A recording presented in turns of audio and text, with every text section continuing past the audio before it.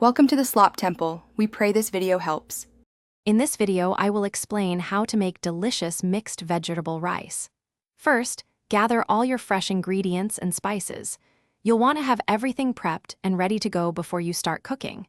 This ensures a smooth and enjoyable cooking experience, leading to a perfectly balanced and flavorful dish every time. Let's get started. Now, let's focus on preparing our ingredients. Begin by washing and chopping your favorite vegetables into small, uniform pieces for even cooking. Next, rinse 2 cups of rice until the water runs clear, then soak it for about 20 minutes. This step helps the rice cook perfectly. Finally, measure out all your spices, such as 1 teaspoon of cumin, so they are ready to go. It's time to start cooking. Heat 2 tablespoons of oil in a large pot over medium heat. Add your whole spices, like bay leaves and cardamom, and sauté them for about 30 seconds until fragrant.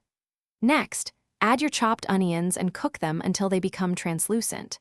Then, introduce your other chopped vegetables and cook them for about 5 minutes, stirring occasionally.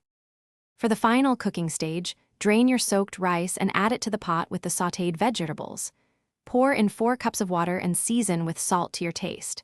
Bring the mixture to a rolling boil, then reduce the heat to low, cover, and simmer for about 15 minutes. Once cooked, let it rest for 5 minutes, then gently fluff the rice with a fork before serving. Enjoy your delicious meal. Thanks for watching. Consider subscribing if we helped you.